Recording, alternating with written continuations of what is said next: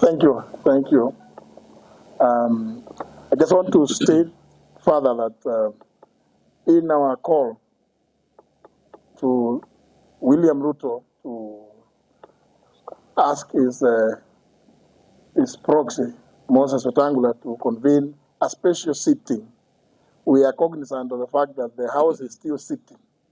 But we are saying that this is the right time, if indeed William Ruto has any interest at all about the welfare of the people of Kenya, because we know the revenue and the expenditure estimates, what we call the budget estimates, will be tabled before the House of Parliament not later than 30th of this month. And therefore, our call for a special sitting and for the removal of VAT and the suspension and or total exclusion of the extra 7 shillings charged on the fuel levy should be at this time and be considered during this special sitting because the ramifications of this historic and abnormal increase in the cost of fuel effected last night are enormous, and the implications will spread to all sectors of our national economy and affect the socio-economic fabric of this country.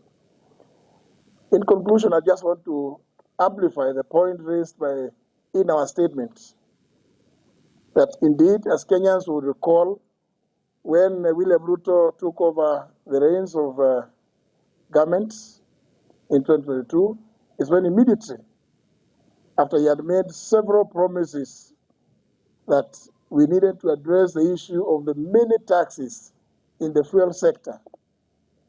And many Kenyans will recall that he never shied to criticize the former administration.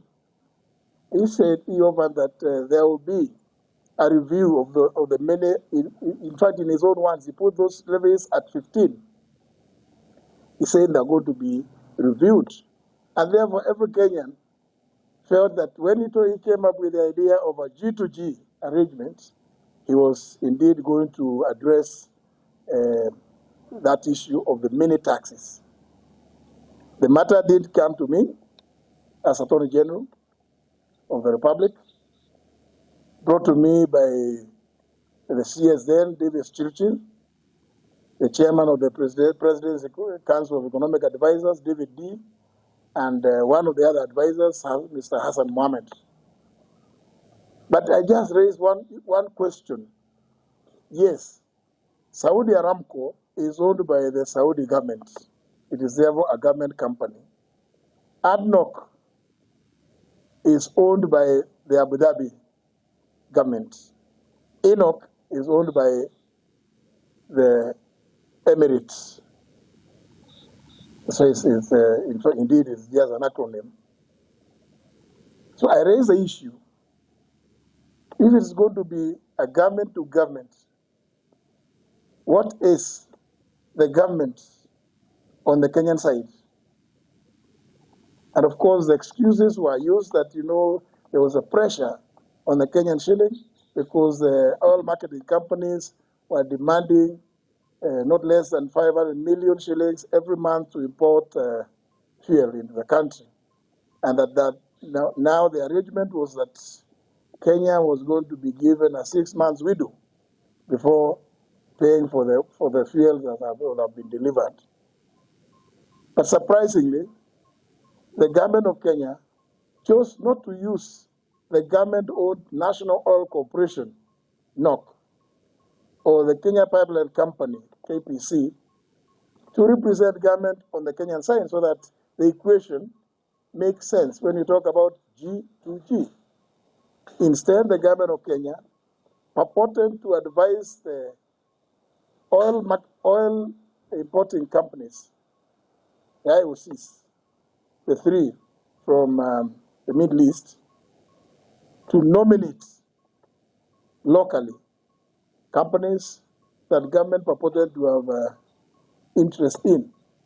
And those companies the three that was nominated are the ones led by Gulf Energy, in which William Ruto controls more than 3/4 of its shares. Indeed, as Kenyans would know, this Gulf Energy is the company that bought out the British consortium that was dealing with the Turkana oil. And therefore, it is no wonder that we have never seen a reduction in the fuel prices, because William Ruto is right in the middle. On the Kenyan side, he is the G. That's why we are calling on William Ruto to now cease this arrangement.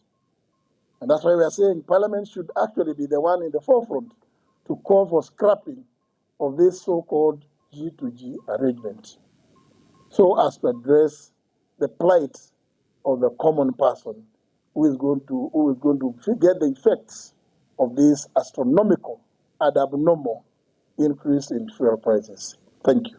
Thank you. In addition to what my colleagues have said,